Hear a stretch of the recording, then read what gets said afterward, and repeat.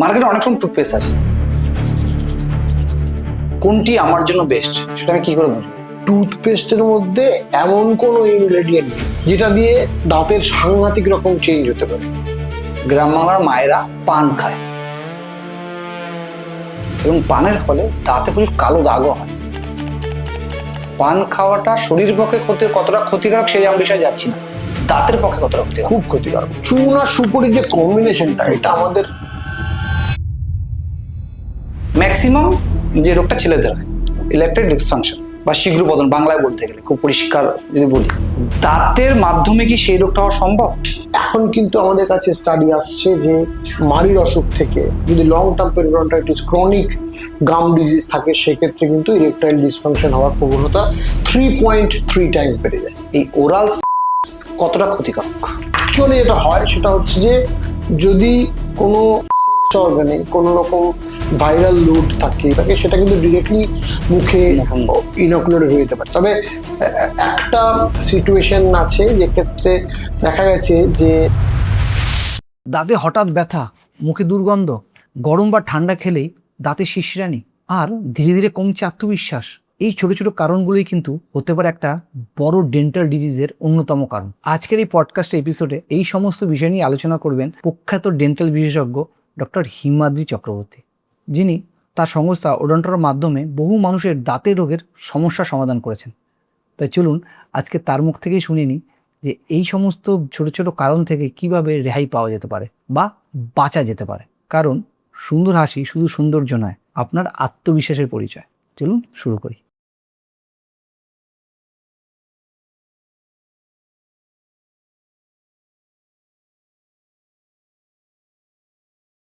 Sir আরো একবার স্বাগতম আপনাকে আমাদের চ্যানেলে।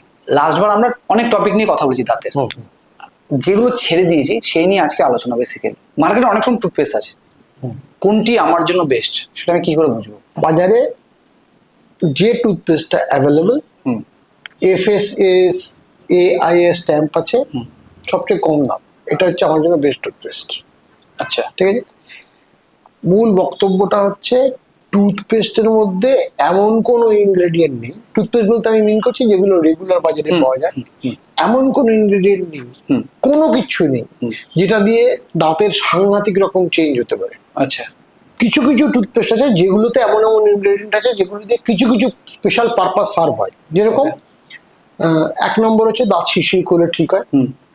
2 নম্বর হচ্ছে দাঁতে যে টার্টার বা ক্যালকুলাস বা পাথর যেটা জমে সেটা একটু রেটটা কমে যায়। 3 নম্বর হচ্ছে কিছু কিছু টুথপেস্ট ক্লেম করে তারা দাঁতের ওপর কালো ছোপ থাকলে সেগুলোকে সাদা করে। এগুলো কিন্তু সব মেডিকেটেড টুথপেস্ট, ওকে, এগুলো রেগুলার ইউজার টুথপেস্ট নয়। আচ্ছা, অতএব আমাদের বুঝতে হবে যে আমরা যে টুথপেস্ট নিয়ে তুমি কথা বলছো যে কোন টুথপেস্টটা বেস্ট, দেখতে হবে এটা অ্যাপ্রুভ কিনা। কে অ্যাপ্রুভ করবে? ভারতবর্ষে টুথপেস্টের অ্যাপ্রুভাল দেয় FSSAI, এর স্ট্যাম্প আছে কিনা, আর টুথপেস্টটা আমার অ্যাফোর্ডেবিলিটির মধ্যে কিনা। ঠিক আছে। আমি আমি আমি আপনাকে একটু আটকাচ্ছি। আমি খুব সাধারণ মানুষ, যে আমি এগুলো কিছু বুঝি না। আমি বাজারে যাব, প্রচুর বড় বড় ব্র্যান্ড আছে, 10 টাকা থেকে 1000 টাকার টুথপেস্ট আছে। ঠিক। আমি কোনটা কিনবো বা আমি প্যাকেটে গায়ে কোন সিম্বলটা দেখবো যেটা থেকে মনে হয় যে এই দামের টুথপেস্টটা আমার জন্য বেস্ট, আমি কিনতে পারি? একদম সোজা সাপটা বিষয়। না, বাজারে যে টুথপেস্ট গুলো আছে সবই এখন FSSAI এর। আচ্ছা, হ্যাঁ, আমি ওর জন্য জানতে চাইলাম সেটা। সেজন্য যে কোনো টুথপেস্ট কিনতে পারি। শুধু দুটো জিনিস, এই দুটো জিনিস থাকলে টুথপেস্টটা কিনবো না। এখন বোধহয় ইন্ডিয়াতে খুব বেশি নেই এরকম টুথপেস্ট ব্র্যান্ড। আমি টুথপেস্টের গায়ে, আমাদের সমস্ত টুথপেস্টের গায়ে কিন্তু লেখা আছে যে কি তার মধ্যে কম্পোজিশন আছে। মোটামুটি দুটো জিনিস থাকলে কিনবো না, ট্রাইক্লোজান থাকলে কিনবো না, প্যারাবেন থাকলে কিনবো না। এই দুটোকে আমরা অ্যাভয়েড করি বাস। এছাড়া বাকি যাই থাক বাজারে অ্যাভেলেবেল, খুব একটা দাম বেশি নয়, আমার বাজেটের মধ্যে আছে, কিনতে পারি, একই এফেক্ট হবে। নুন দেওয়া সল্টেড টুথপেস্ট কিনবো তো? মানে এটা বলার কারণ হচ্ছে টিভিতে একটা অ্যাড আসে, আপনার টুথপেস্টে সল্ট আছে তো, নুন আছে তো, তো এটার কাজ কি?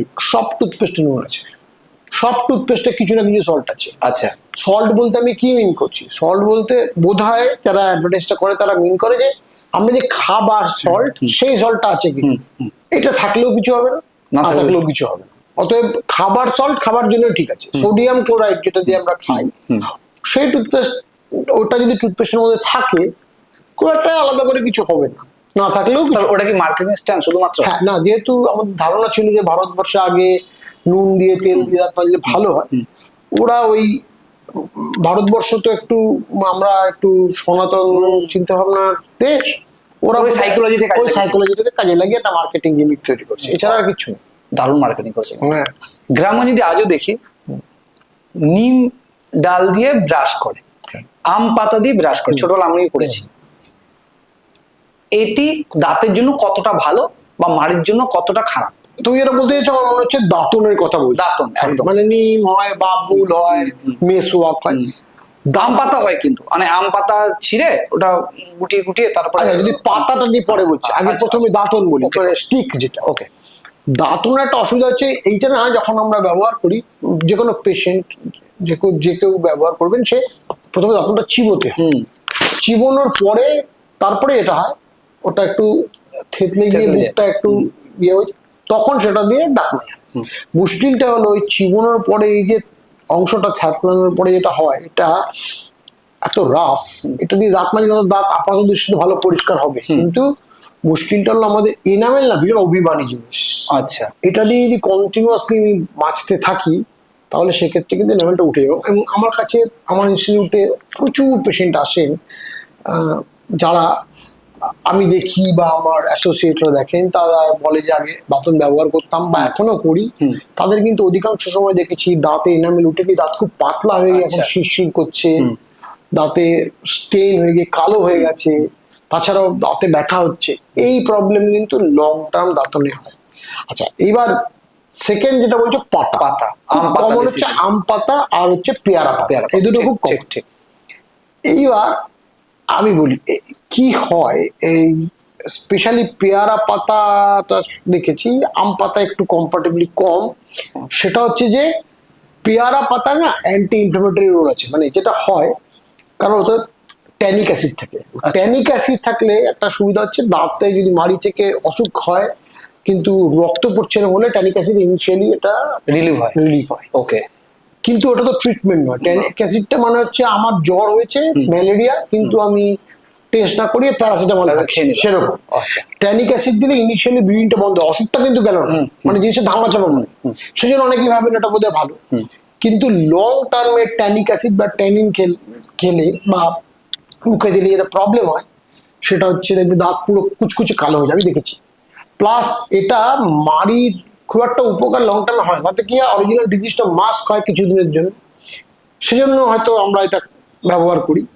কিন্তু এটা কিন্তু মানে এই ভেষজ গুণটা খুব একটা কাজ, মানে ভালোর থেকে হয়তো ক্ষতিটা বেশি, ক্ষতিটা বেশি করে। মানে লং টার্মে হতে পারে একদিন অ্যান্টি ইনফ্লামেটরি হিসেবে আমি করে যতক্ষণ না ডাক্তারের কাছে যেতে পারছি বা ওষুধ খাচ্ছি বা কোনো ট্রিটমেন্ট করাচ্ছি, একটা ইনিশিয়াল রিলিফের জন্য করতে পারি।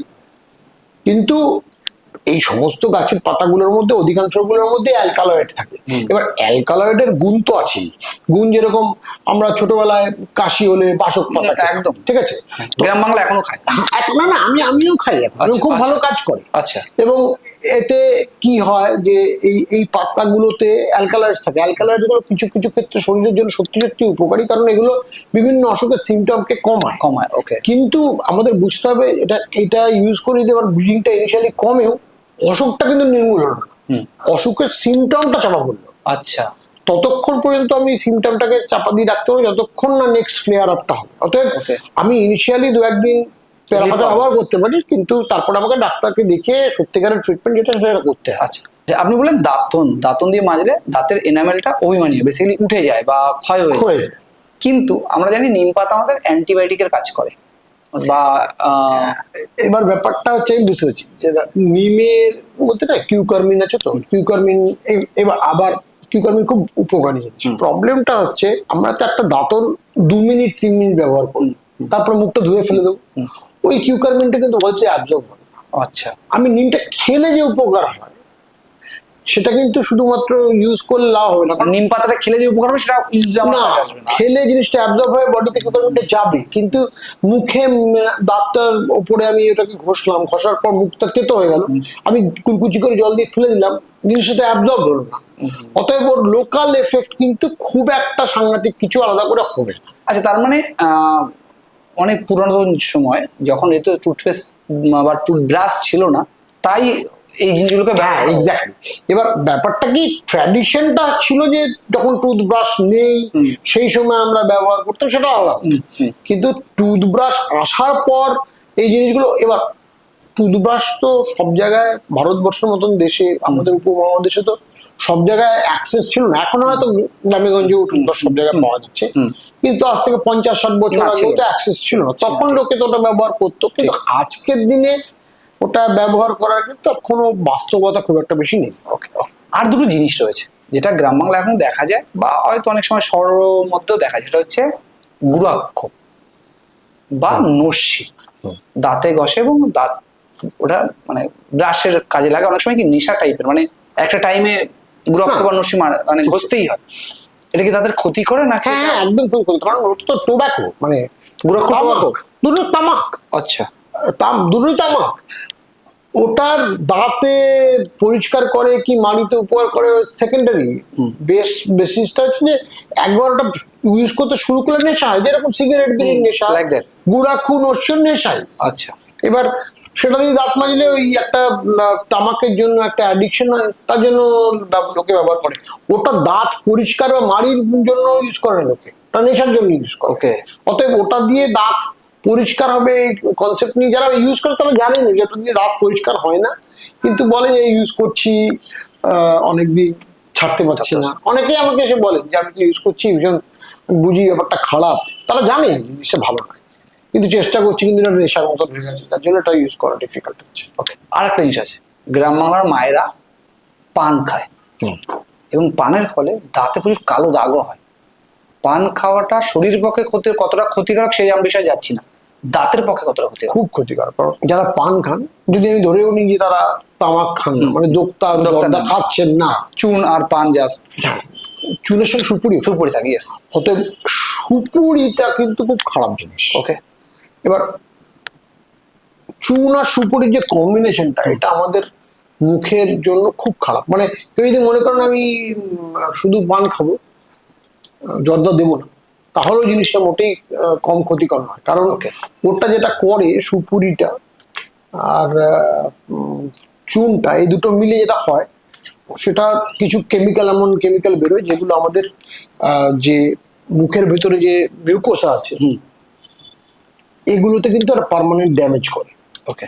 সেখানে একটা খুব খারাপ অসুখ হয়, ওরাল সাবমিউকাস ফাইব্রোসিস বলে, যেটা কিন্তু ক্যান্সারে কনভার্ট করার চান্সেস ভীষণ হয়, ভীষণ হয়। এবং আমি এরকম পেশেন্ট দেখেছি, অনেক দেখেছি, যে ওরাল সাবমিউকাস ফাইব্রোসিস মুখের ভেতরের এই যে সমস্ত গাল বা জিভের তলাগুলো একদম পুরো একদম রক হার্ড, একদম শক্ত হয়ে গেছে, মুখ খুলতেই পারছে না, ব্যান্ডের মতো হয়ে গেছে, এবং সেখান থেকে ক্যান্সারও দেখেছি এবং মৃত্যুও দেখেছি।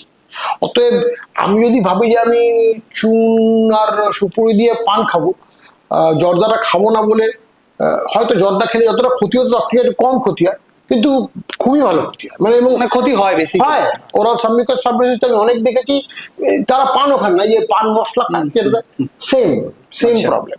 ওরাল সাবমিউকাস ফাইব্রোসিস প্রচন্ড হয়, এবং আমি সেখান থেকে মুখ খুলতে পারছে না এরকম সিচুয়েশন দেখেছি, ক্যান্সার হয়েছে এরকম দেখেছি, ক্যান্সারে মারা গেছে এরকম দেখেছি, এবং সেটা একজন দুজন না, অগণিত পেশেন্ট দেখেছি। অতএব পান খাওয়াটা, আবার বলছি, পানের মধ্যে এই যে সুপুরি আমরা খাই, আমি দেখেছি উত্তর পূর্ব ভারতে, স্পেশালি আসাম বা ওই জায়গাগুলোতে, ওরা তাম্বুল বলে, ওরা সুপুরিটাকে কাঁচা সুপুরি খায়, সেটা খেলে একটু বডিটা গরম হয়, ওটাও এক ধরনের নেশা, ঠিক। কিন্তু এগুলোর কোনোটাই স্বাস্থ্যের পক্ষে ভালো নয়, মুখের স্বাস্থ্যের পক্ষে তো ভালো নয়ই না। যেহেতু আজকে আমরা প্রথম কথা টুথপেস্ট দিয়ে শুরু করেছি, তাই আর একটা কথা একদম না বললে নেই, সেটা হচ্ছে অনেক সময় গ্রাম বাংলায় বেশি দেখা যায়, শহরেও দেখা যায় কম তুলনামূলক। সেটা হচ্ছে কোনো একজন সেই ঠেলা নিয়ে যাচ্ছে, সাদা পাউডার বিক্রি করছে, ইনস্ট্যান্ট দাঁতকে পরিষ্কার করে দিচ্ছে। আপনি কি এটা দেখেছেন? দেখেছি। এইটা কি থাকে, এবং ইনস্ট্যান্ট যে দাঁতটা পরিষ্কার করছে এটা কি দিয়ে করছে, বা এর সাথে কি কেমিক্যাল থাকে, এতে কি ক্ষতি হয়? আচ্ছা, ক্ষতি বলতে কি আমাদের একটা জিনিস বুঝতে হবে, দাঁতের উপরে যে দাগগুলো পড়ে, যে কারণে স্টেইন বা যে কোনো ধরনের দাগ পড়ে, সেই দাগকে যদি আমাকে এত তাড়াতাড়ি তুলতে হয় তাহলে আমাকে এমন কোনো কেমিক্যাল দিতে হবে যেটা খুব স্ট্রং, খুব স্ট্রং একটা কেমিক্যাল। মোস্টলি এগুলো না কোনো অ্যাসিডের পাউডার থাকে, যেগুলো দিয়ে ঘষলে এই স্টেনটা উঠে যায়। কিন্তু প্রবলেমটা হলো, যেহেতু এই পাউডারগুলো অ্যাসিডিক, এই পাউডারগুলোর মধ্যে একটা অসুবিধা যে ও যখন স্টেইনটা তোলে, কিন্তু ওর যে অ্যাকশনটা, যে যে যে পদ্ধতিটা যেভাবে করে, সেটা আমরা খুব একটা বেশি নিয়ন্ত্রণ থাকে না। সেটা দাঁতের উপরের লেয়ার এবং তার পরেও কিছুটা লেয়ার পর্যন্ত যে সে ঢুকে যায়, কারণ ওটা অ্যাসিড তো। সেই জন্য ইনামেলটা কিন্তু খুব ক্ষতি হয়। মানে আমি অনেক বেশ কিছু পেশেন্টকে দেখেছি, এখন কম্পারেটিভলি কম দেখে, আগে খুব দেখতাম, আসতেন এরকম দাঁতগুলো ভালোই, মানে ঝকঝকে সাদা, বলছেন যে 7-10 দিন আগে এরকম পড়িয়েছিলাম, সন্ধ্যেবেলা কোনো রাস্তায় বা পার্কে এরকম করিয়েছিলাম, এখন মুখে আর জল দিতে পারছি না, এত শিরশির করছে। আমি বললাম আপনার তো এনামেলটা খুব খারাপ অবস্থা। এনামেল, সবচেয়ে মুশকিল হচ্ছে এনামেল একটা এমন জিনিস, এনামেলটা কিন্তু একবার চলে গেলে আর ফিরে আসবে, মানে এই জীবনে আর ফিরবে না। বডি কিন্তু এনামেল তৈরি করতে পারে না, ওই একবারই দাঁতটা ওঠার সময় তৈরি করে। তারপরে যদি কোনো কারণে এনামেল চলে যায়, সেটা কোনো কেমিক্যাল লেগে বা চোটাঘাত লেগে বা অন্য কোনো কারণে, এই যে সেজন্য বলি যে পেশেন্টদেরও বলি যে আপনি ব্রাশ করুন, কিন্তু এমন জোরে ব্রাশ করবেন না বাসনপত্রের মতন, যাতে দাঁতের এনামেলটা, কসবাইটি যেমন ঘষতে সেরকম না করে ওরকম করলে দাঁত পরিষ্কার হবে না। আপনি ভাবছেন পরিষ্কার হচ্ছে, পরিষ্কার হয়তো হচ্ছে, কিন্তু তার সঙ্গে সঙ্গে এনামেলটাও চলে যাচ্ছে। সেরকমই এই কেমিক্যালগুলো ইউজ করলে কিন্তু এনামেলগুলো চলে যাবে, এবং এনামেলগুলো চলে গেলে কিন্তু আর এনামেল ফিরবে না। এবার মুশকিলটা হলো দাঁতের পরের যে স্তর, এনামেলের পরের যে স্তরটা, তার নাম ডেন্টিন, আর তার মাঝখানে নার্ভ আছে, রক্ত যে জালিকাগুলো আছে, ব্লাড ভেসেলস এগুলো আছে। এইবার যত ওগুলোর কাছাকাছি দিয়ে শুরু করবে, দাঁতে তত শিরশিরানি বাড়বে, তাতে ব্যথা হবে মাঝে মাঝে। এবং এই দাঁতটা কিন্তু অবশ্যই একটা দাঁত যার প্রপার এনামেল না, অনেকটাই আগেকার দিনে ইয়ে হতো, দুর্গ হতো, তার পাঁচিলের মতো, ওটা প্রোটেক্ট করছে। এনামেলটা চলে গেলে কিন্তু এইবার ভেতরের অংশটা ভালনারেবল হয়ে যাবে, এইবার শিরশিরানি বাড়বে, ব্যথা বাড়বে। অতএব এইটা আমাদের মনে রাখতে হবে যে এই জিনিসটা,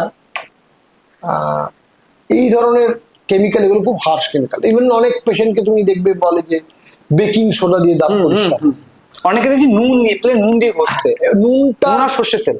হ্যাঁ, এবার নুন, সর্ষের তেল আর বেকিং সোডাটা দুটো মেকানিজম আছে। আচ্ছা, বেকিং সোডাটা কেমিক্যালি কাজ করে, আর নুন আর সর্ষের তেলটা, যেহেতু নুনের পার্টিকেলটা কোর্স, এটা মনে হবে দাঁতটা পরিষ্কার হচ্ছে, কিন্তু ও ঘষে এনামেলটাকে তুলে দেয়।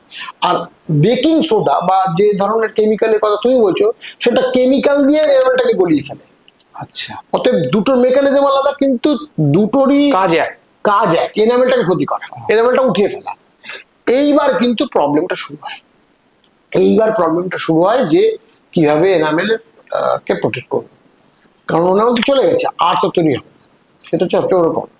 তার মানে মার্কেটে যাই পাওয়া যাক সেগুলো থেকে অ্যাভয়েড করে সিম্পল টুথপেস্ট দিয়ে শুধু ব্রাশ করো, আর ইভেন টুথ পাউডারও নয়, বাজারে টুথ পাউডার এখনো হয়তো পাওয়া যায়, কারণ সেই টুথ পাউডার গুলো দিয়ে কিন্তু ব্রাশ করলে ওই পাউডার গুলো কোর্স পার্টিকেল, হয়তো নুনের মতন অতটা রাফ নয়, কিন্তু ওটাও দাঁতের জন্য যথেষ্ট ক্ষতিকর। ওকে, তার মানে সিম্পল টুথপেস্ট দিয়ে, যে কোনো টুথপেস্ট। আচ্ছা, এর আগের পডকাস্টে আমরা আলোচনা করেছিলাম যে সিগারেট নিয়ে, সিগারেট দাঁতের কি ক্ষতি করছে, সেটা তো আপনি খুব ভালোভাবে বুঝিয়ে বললেন। কিন্তু বর্তমান জেনজিরা সিগারেট থেকে ই সিগারেট বেশি ইউজ করছে, যদিও ভারতের ব্যান্ড, বাট তবুও লুকিচুরি হয়তো কিছু না কিছু অংশ তো করেই। এবং এছাড়াও আর একটা জিনিসটি হুক্কা, ফ্লেভার হুক্কা, মানে যেগুলো পাব বা আদার্সে বেশ বেশ প্রচলন, এগুলো দাঁতের কতটা ক্ষতি করে? সাংঘাতিক। মানে এই ধারণাটা যেন আমাদের না হয় যে সিগারেট বিড়ির তুলনায় ভেপিং মানে ই সিগারেট বা হুক্কা কম ক্ষতি করে। ইকুয়ালি কোনো কোনো সময় বেশি করে। কারণ আমাদের মনে রাখতে হবে এই হুক্কাগুলো তো স্পেশালি ফ্লেভার্ড হয়, বিভিন্ন ফ্রুট ফ্লেভার্ড হয়, একটু মিষ্টি মিষ্টি হয়। এগুলো দাঁতের ক্যাভিটি বা দাঁতে পোকা করার জন্য একদম আইডিয়াল জিনিস। আর ভেপিং করলে যেটা অসুবিধা সেটা হচ্ছে আমাদের মুখ পুরো ড্রাই হয়ে যায়, যে কারণে ভেপিং এর সবচেয়ে বড় একটা অসুবিধা হচ্ছে যে মাড়ির রোগ খুব বেশি করে ভেপিং। ঠিক আছে, ভেপিং এ জেরোস্টোমিয়া মানে মুখের লালা শুকিয়ে যায়, যার জন্য মাড়ি রোগের প্রবণতা অত্যন্ত বেড়ে যায়। অতএব আমি যদি ভাবি যে আমি সিগারেট বিড়ি খাওয়া ছেড়ে দিয়েছি, তার জায়গায় ভেপিং করব বা হুক্কা টানবো, সেগুলো কিন্তু ইকুয়ালি ক্ষতিকর এবং কোনো কোনো সময় সিগারেট বিড়ির থেকে বেশি ক্ষতিকর। টুথপেস্ট নিয়ে কথা বলতে গিয়ে একটা জায়গায় মিস করে গেছি, সেটা হচ্ছে বর্তমানে মার্কেটিং এর জগতে চারকোল অ্যান্টিবায়োটিক চারকোল টুথপেস্ট বেশ ফেমাস এবং ভালো মার্কেটিং হচ্ছে দাবিয়ে। এটা কি সত্যি খুব ভালো? দাঁতের সাদা করার জন্য চারকোল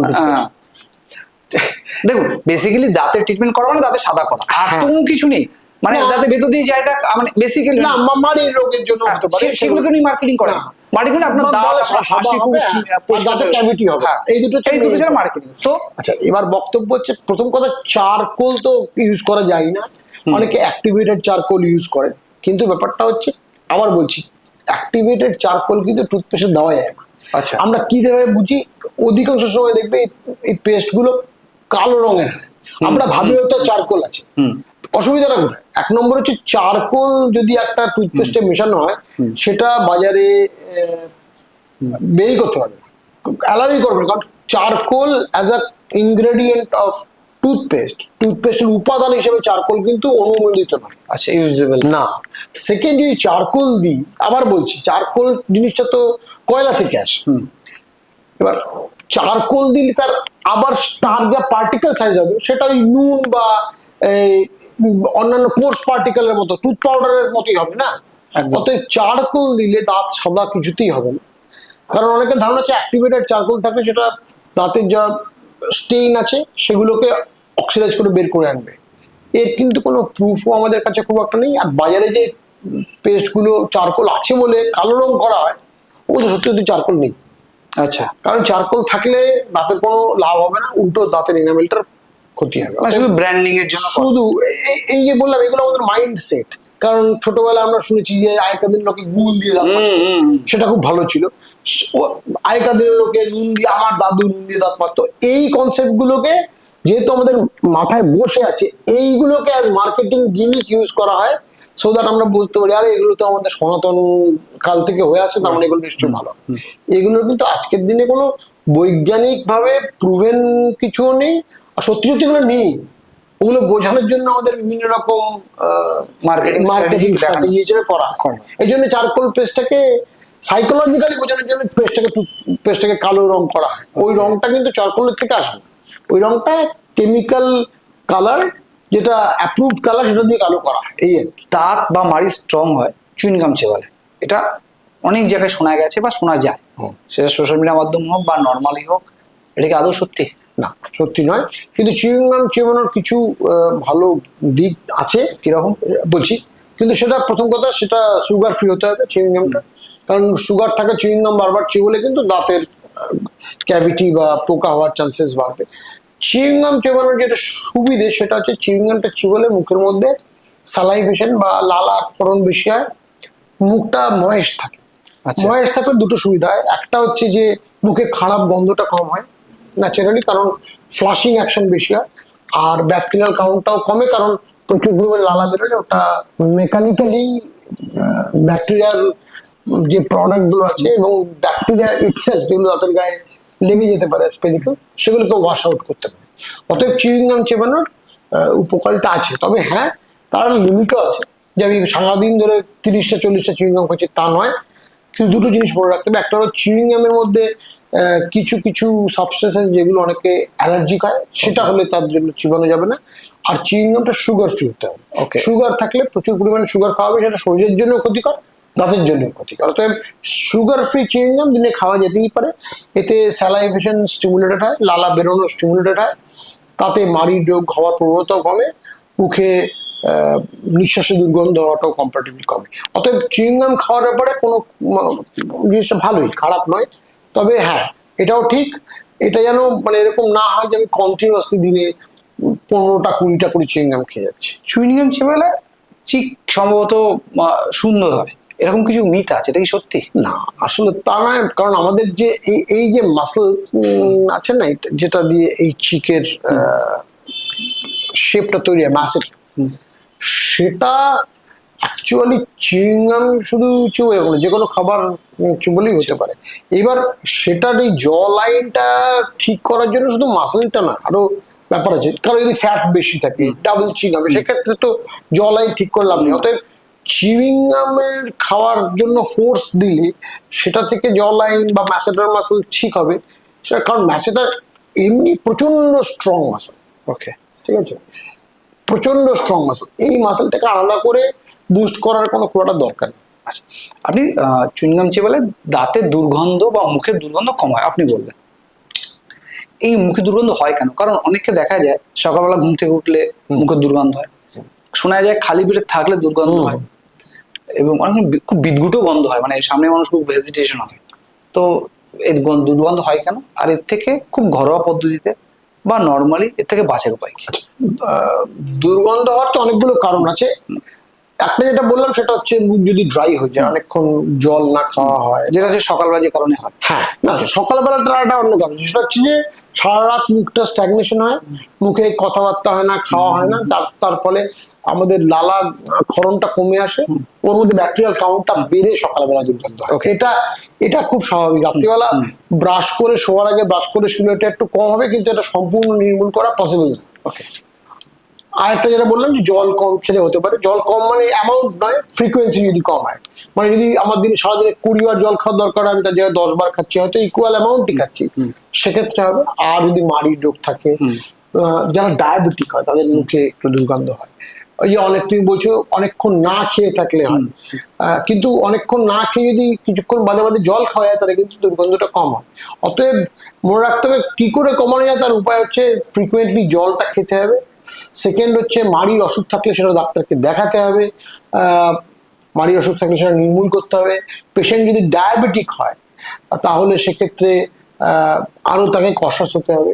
পেশেন্ট যদি স্মোকার হয়, সিগারেট খান বা পেশেন্ট সিগারেট বিড়ি খায়, তার মুখে একটা টোব্যাকো স্মেল হয়, আচ্ছা, সেক্ষেত্রে সে স্মোকিংটাকে কমাতে হবে। সো এই কটা মেনে চললে মোটামুটি মুখের দুর্গন্ধ এড়ানো যাবে।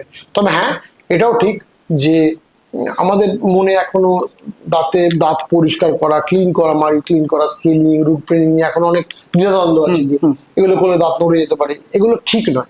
বছরে আমরা যেরকম আমাদের বাড়ি পুজোর সময় পরিষ্কার করি, পুরো ঘর, লেপ তোষক থেকে শুরু করে সমস্ত রকম বাড়ির জামা কাপড়, সেরকম গাড়িকে পরিষ্কার করি, ধুয়ে, সেরকম এই যে এই আমাদের দাঁতের যে একবার করে বছরে একবার অ্যাটলিস্ট ক্লিন করা দরকার। ডায়াবেটিস এটা আমাদের শরীরে একটা মানে বাজে রোগের মধ্যে একটা বেসিক্যালি, কারণ এতে দিয়ে নানা রকম রোগ সৃষ্টি হয়, সেখান থেকে দাঁতও বাদ যাচ্ছে না। তো দাঁতের সাথে ডায়াবেটিসের রোগ যদি কানেক্ট হয় তো হার্ট অ্যাটাক পর্যন্ত হতে পারে, সঙ্গে অ্যালজাইমার্স মানে স্মৃতিভ্রম রোগটাও এর সাথে ইনক্লুডিং হয় যদি ডায়াবেটিস থাকে বা দাঁতের রোগ থাকে সঙ্গে। এই বিষয়টা কি, পুরো বিষয়টা কি? এবার ডায়াবেটিসের সঙ্গে মাড়ির অসুখ নিয়ে আমাদের যে রিলেশন, সেটা নিয়ে আমরা আগেও কথা বলেছি। আমরা এখন জানি যে মাড়ির রোগ থাকলে ডায়াবেটিসের কন্ডিশন খারাপ হয়, আবার ডায়াবেটিস থাকলে মাড়ির রোগ হওয়ার প্রবণতা বাড়ে। এবার যে অসুখটা নিয়ে তুমি বলছো অ্যালজাইমার্স, এটা নিয়ে খুব একটা আমাদের আগে নলেজ ছিল না, কিন্তু এখন আমরা জানি। অসুবিধাটা হলো এটাও একটা না উভমুখী একটা রিলেশন। কিরকম? যদি মাড়ির অসুখ হয় তাহলে সেক্ষেত্রে এটা হয়, এর মাড়ির অসুখের কিছু কিছু ব্যাকটেরিয়া, যেরকম পরফারোমোনাস বলে একটা ব্যাকটেরিয়া আছে, এই ব্যাকটেরিয়া এবং তার বিভিন্ন রকম ক্ষতিকর কেমিক্যাল, এটা ব্রেনে অ্যালজাইমার্স ডেভেলপ করতে কাজে লাগে, সাহায্য করে বেসিক্যালি। প্রচন্ড। এইবার এইটা সম্পর্কে আমাদের খুব নলেজ ছিল না, খুব রিসেন্ট, মানে এই কোভিডের সময় স্টাডিগুলো হয়েছে, 2019 চলছে, কোভিড জাস্ট আগে, যে অ্যালজাইমার্স ডিজিজের জন্য মুখের স্বাস্থ্য একটা খুব ইম্পর্টেন্ট জিনিস। স্পেশালি মাড়ির অসুখ থাকে, সেক্ষেত্রে এই ব্যাকটেরিয়াল প্রোডাক্টগুলো, তাদের টক্সিন যেগুলো বলি আমরা, টক্সিনগুলো দিয়ে আমাদের মাড়ির অসুখ থেকে অ্যালজাইমার্স হওয়ার প্রবণতা বেশি থাকবে। এগুলো এবং এরকমও হয়েছে এটা শুনলে তুমি আশ্চর্য হবে, অ্যালজাইমার যে মারা গেছে পেশেন্টের অটোপসি মানে পোস্টমর্টেম করে তার ব্রেন থেকে এই আমাদের মাড়ির যে ব্যাকটেরিয়া সেটা পাওয়া গেছে। হ্যাঁ, তার মানে ব্যাকটেরিয়াটা ট্রাভেল করতে পারে ব্রেন পর্যন্ত, এটা প্রুভেন। এইবার জিনিসটা কেন উপমুখী বলছি, ডায়াবেটিসের মতোই। কারণটা হচ্ছে অ্যালজাইমার হলে জানো পেশেন্ট এর স্মৃতি নিয়ে প্রবলেম হয়, পেশেন্ট খিটখিটে হয়ে যায়, পেশেন্ট তার হাইজিন নিয়ে খুব একটা তার কনসার্ন থাকে না, তখন সে ব্রাশিং টাশিং গুলো বন্ধ করে দেয়, ও ওইটা নিয়ে থাকে না, কারণ তার জীবনের অন্যান্য স্পেকট্রাম গুলো এমন প্রবলেমে পড়ে, তাতে তার মুখের স্বাস্থ্যও খারাপ হতে শুরু করে। অতএব এই মাড়ির অসুখ থাকলে অ্যালজাইমার হওয়ার প্রবণতা বাড়বে, আবার অ্যালজাইমার যদি হয় সেক্ষেত্রে তার মাড়ির অসুখ হওয়ার প্রবণতাও বাড়বে, কারণ সে ওরাল হাইজিন ভালো মতো ব্রাশ করবে না, মুখ ভালো পরিষ্কার রাখবে না। অতএব এটাও একটা বহুমুখী, পুরো সার্কেল হতে পারে, মানে একটা হলে আরেকটা এইভাবে downly হতে পারে, আবার একটা হলে ওটা হওয়ার প্রবণতা বাড়বে, এটা হলে আবার ওটা হওয়ার প্রবণতা থাকবে। এই ধরনের যে অসুখগুলো যেরকম ডায়াবেটিস, অ্যালজাইমার, এই ধরনের অসুখগুলো কিন্তু খুব বেশি পরিমাণে রিস্কি, কারণ এর রিলেশনটা এটা হলে ওটা হবে, ওটা হলে এটা হবে। অতএব এইটায় কিন্তু সাইকেলটার মধ্যে একবার ঢুকে পড়লে পেশেন্ট খুব মুশকিল। আমরা দাঁতের রোগ নিয়ে কথা বলছি। দাঁতের রোগের সাথে সেক্সের একটা কানেক্ট রয়েছে, এটা আপনি আগের ভিডিওতে বলেছেন। আমরা এখন সেই টপিকে না গিয়ে ম্যাক্সিমাম যে রোগটা ছেলেদের হয়, ইলেকট্রিক ডিসফাংশন বেসিক্যালি, বা শীঘ্রপতন বাংলায় বলতে গেলে খুব পরিষ্কার যদি বলি, দাঁতের মাধ্যমে কি সেই রোগটা হওয়া সম্ভব? হ্যাঁ, আমাদের কাছে স্টাডি আছে, এই স্টাডিগুলো কিন্তু রিসেন্ট ইয়ার্সে 2021-22 থেকে শুরু হয়েছে, যে দেখা যাচ্ছে যে কি হয় মাড়ির অসুখ থাকলে আমাদের যে ব্লাড ভেসেল আছে, মাড়ির অসুখ থেকে এই যে বিভিন্ন রকম বডির যে কেমিক্যাল, যেগুলো আমরা এই কোভিডের সময় শুনেছি সাইটোকাইন, এই সাইটোকাইনগুলো খুব বেড়ে যায়, যার ফলে আমাদের যে ব্লাড ভেসেল বা যে আমাদের যে রক্ত সংবাহী শিরা এবং ধমনীগুলো আছে, এর ভেতরের দিকে একটা সেল বা কোষের লেয়ার আছে, তাকে বলে এন্ডোথেলিয়াম। এই এন্ডোথেলিয়াল ইনজুরি হয়, এন্ডোথেলিয়াল ইনজুরি হলে কিন্তু ব্লাড সাপ্লাই হ্যাম্পার্ড হয়। এইবার যদি মেল অর্গান বা পেনিসে যদি ব্লাড সাপ্লাই কম হ্যাম্পার্ড হয়, সেক্ষেত্রে কিন্তু ইরেকশনের প্রবলেম হয়। অতএব এখন কিন্তু আমাদের কাছে স্টাডি আসছে যে মাড়ির অসুখ থেকে, মানে পেরিওডন্টাইটিস যেটাকে আগে পায়োডিয়া বলা হতো, এই ধরনের অসুখ থেকে, জিঞ্জিভাইটিস থেকে অতটা হয় না, যদি লং টার্ম পেরিওডন্টাইটিস ক্রনিক গাম ডিজিজ থাকে, সেক্ষেত্রে কিন্তু ইরেকটাইল ডিসফাংশন হওয়ার প্রবণতা 3.3 টাইমস বেড়ে যায়। 3.3। এর মোটামুটি এজ কতটা হতে পারে, মানে কোন এজে গিয়ে এটা ধরা যেতে পারে? মিড-30s থেকে, মিড-30s এর পর থেকে এটা মোস্টলি হয়, কারণ তখন টেস্টোস্টেরন লেভেলটা রয়েছে, কিন্তু মানে ধরো 35-36 থেকে মানে 50-55 এই বেসিক্যালি আফটার 30 মানুষের সেক্স লাইফ অনেক নানা রকম ভাবে এদিক ওদিক হয়। একে তো স্ট্রেস লেভেল বাড়তে থাকে অন্যগুলো, এবং তখন মাড়ির রোগের এই যেটা বলছি ক্রনিক গাম ডিজিজ হওয়ার প্রবণতাও বাড়তে থাকে এই বয়স থেকে কিন্তু। এবং এটা কিন্তু প্রুভেন স্টাডি, এবং যে ফিগারটা বললাম যে 3 গুণ 3.3 টাইমস, এটা কিন্তু স্ট্যাটিস্টিক্যালি প্রুভেন এবং লিখিত প্রমাণ রয়েছে এরকম। হ্যাঁ, এবং এভিডেন্স বেসড, এরকম নয় যে আমি এমনি নিজের থেকে বলছি, এর পিছনে আর্টিকেল আছে এবং এভিডেন্স প্রপার আর্টিকেল আছে। আর যেহেতু 30 পর থেকে পারে মানুষ এই দাঁতের উপর ততটা ধ্যানও দেয় না বেসিক্যালি, মানে এর ফলে যেটা হতে পারে সেটা অনেক সময় অ্যাভয়েড করে যায় অনেক সময়। এখন এই প্রবলেমটা নিয়ে ওয়েস্টার্ন ওয়ার্ল্ডেও খুব কাজ হচ্ছে, এবং ইন্ডিয়াতেও বেশ কিছু স্টাডি হয়েছে যেটা কিন্তু প্রুভ করেছে যে ইরেকটাইল ডিসফাংশনের পিছনে মাড়ি রোগ একটা ভূমিকা রয়েছে, মানে ভূমিকা রয়েছে বা থাকতে পারে আছে। আচ্ছা, যখন যেহেতু সেক্সের কথা হচ্ছে আর দাঁতের কথা হচ্ছে, তো একটা খুব কমন ব্যাপার হচ্ছে ওরাল, খুব কমন বিষয়। এই ওরাল কতটা ক্ষতিকারক? ওরাল সেক্সের যে প্র্যাকটিসটা, এই প্র্যাকটিসটাতে অ্যাকচুয়ালি যেটা হয় সেটা হচ্ছে যে যদি কোনো সেক্স অর্গানে কোনো রকম ভাইরাল লোড থাকে, বেশি থাকে, এইচপিভি বা কিছু থাকে, সেটা কিন্তু ডিরেক্টলি মুখে ইনকুলেটেড হয়ে যেতে পারে। তবে একটা সিচুয়েশন আছে যে ক্ষেত্রে দেখা গেছে যে এই সিচুয়েশনটা দেখা গেছে যে প্রেগনেন্ট মাদাররা যদি ওরাল সেক্স করে, সেক্ষেত্রে মেল পার্টনারের মুখ যদি মাড়ির রোগ থাকে, সেখান থেকে ডিরেক্টলি ব্যাকটেরিয়া ইনকুলেটেড হতে পারে ইনটু ইউটেরাস এন্ড এমব্রায়োর, কিন্তু অনেকটা ক্ষতিকারক। সেক্ষেত্রে আর্লি কন্ট্রাকশন হয়ে কিন্তু প্রিম্যাচিওর বেবিও হতে পারে। কোন একটা আর্টিকেল আমি দেখেছিলাম, জাস্ট মনে পড়ছে না, কিস করলে মানে মেল ফিমেল সেখানে নাকি ভালো, সেটা নাকি বেশি ভালো।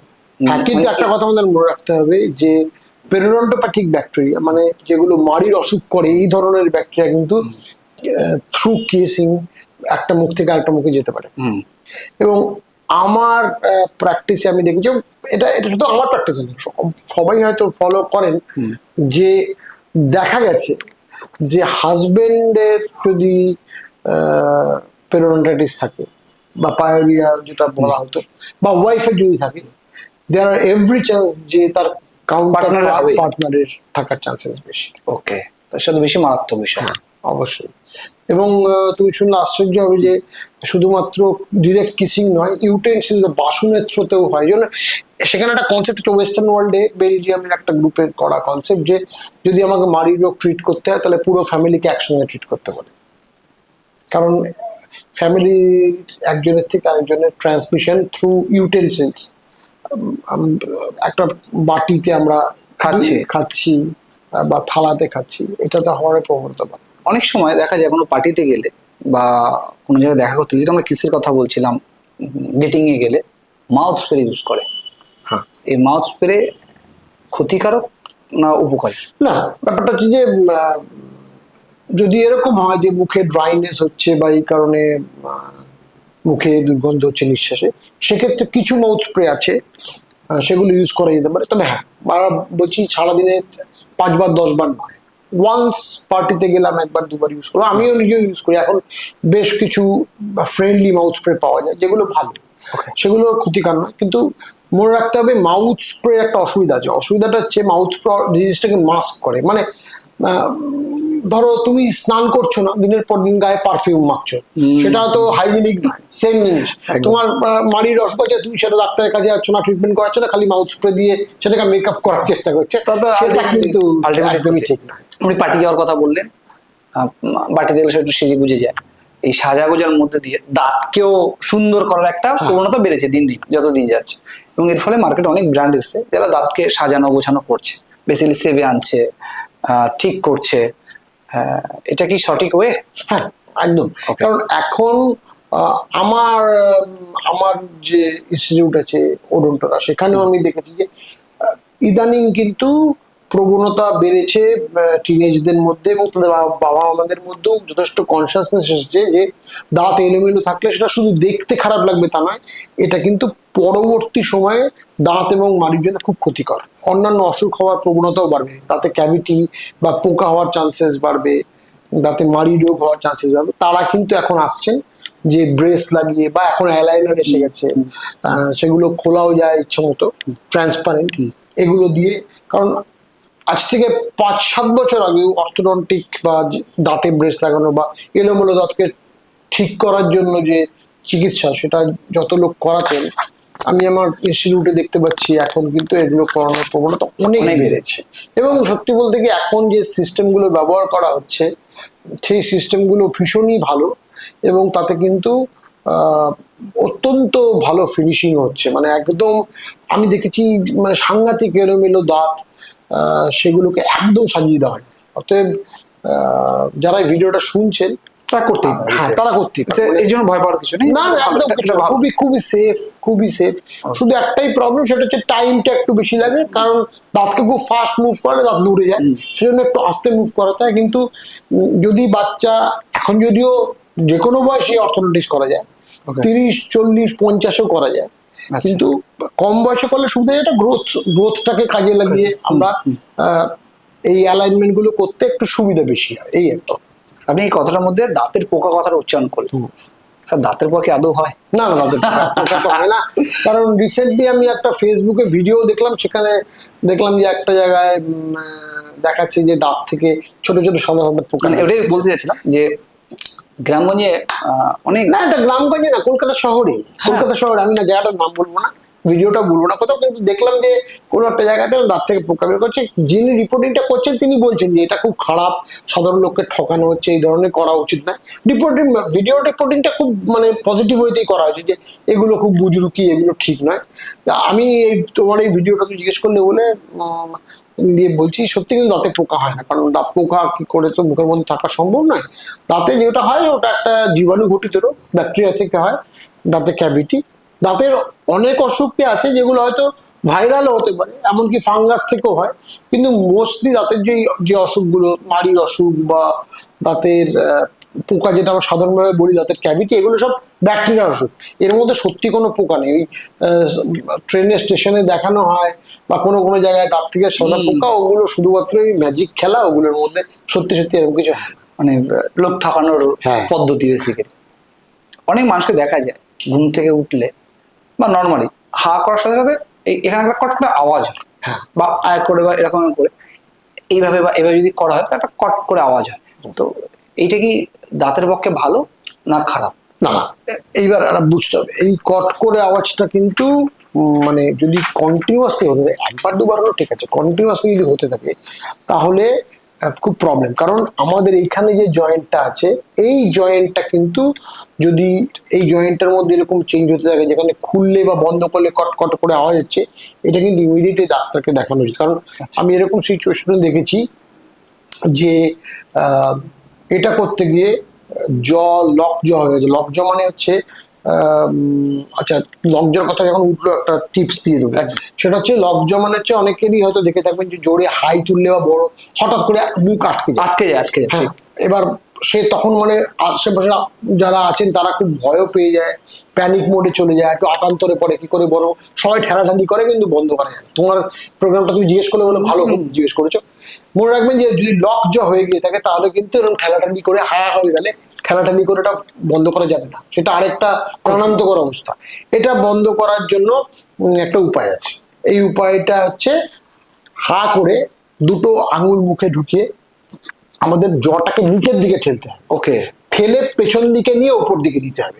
এরকম ভাবে ঠেললে, নিচ থেকে ঠেললে কিন্তু জটা বন্ধ হবে না। এইভাবে চিপ আগে, কারণ মনে রাখতে হবে আমাদের এইখানে একটা ফোসা আছে, তার মধ্যে ওই কন্ডাইলের প্রসেসটা হচ্ছে, ওটা বাইরে বেরিয়ে চলে এলে ওটাকে ঠেললে কিছুতে ওটার মধ্যে ঢুকবে না। তাহলে আগে আমাদের এই জটাকে ঠেলে নিচের মাথায় হবে, তারপর পেছন দিকে দিতে হবে, তারপরে উপর দিকে তুলতে হবে। আচ্ছা। ঠেলে যদি আমি চেষ্টা করি যে নিচ থেকে ঠেলে জিনিসটাকে তুলবো, তাহলে কিন্তু জ বন্ধই হবে না, যার মুখে করবো তার অসহ্য যন্ত্রণা হবে।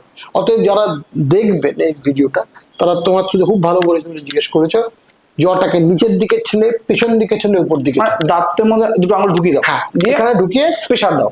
এই হ্যাঁ, এই মানে এই যে আমাদের চোয়ালটাকে নিচের দিকে প্রেসার দিয়ে পেছন দিকে দিলে, ওপর দিকে দিলে তখন গিয়ে আসবে। মানে এখানে লক টাইপের সিস্টেম আছে, যেখানে আমার কিন্তু লকটা ঠেলে ওপর দিকে বন্ধ করার চেষ্টা করে, সবাই তাই করে, হা হয়ে গেছে বন্ধ করুন, তাহলে কিন্তু বন্ধ হবে না, যার হবে সব অসহ্য যন্ত্রণা হবে। এই দুটো এখানে হা করলে অলরেডি আমাদের এখানে একটা কিছু সিমটম লাগছে আমাদের। সেটাই বলছি, যদি কটকট করে বারবার আওয়াজ হয়, সেক্ষেত্রে কিন্তু এটা যদি কন্টিনিউয়াসলি হতে থাকে, সেক্ষেত্রে কিন্তু ডাক্তার দেখিয়ে নেওয়া উচিত। কারণ টেম্পোরোম্যান্ডিবুলার জয়েন্টের ডিসঅর্ডার কিন্তু খুব ভোগান্তি দেয়। বর্তমানে দেখা যায় যে একটা এজের পর, মোটামুটি 30-35 এজের পরে দাঁতের রোগ শুরু হয়ে যায়। এবং প্রথম শুরু হয় ব্যথা থেকে, মাড়ি ব্যথা, তারপর দেখা যায় দাঁত পুরো খেয়ে নিয়েছে, মানে খেয়ে না মানে ক্যাভিটি পুরো ক্ষয় করে ফেলেছে, এবং হয় তুলতে হয় বা ওটাকে চেঞ্জ করতে হয়, বেসিক্যালি নকল দাঁত বসানো যেটা বলা হয়। কিন্তু নকল দাঁত বসানোর এখন না অনেক বিজ্ঞান আপডেট হওয়ার সাথে সাথে অনেক প্রযুক্তিগত আপডেট হয়েছে।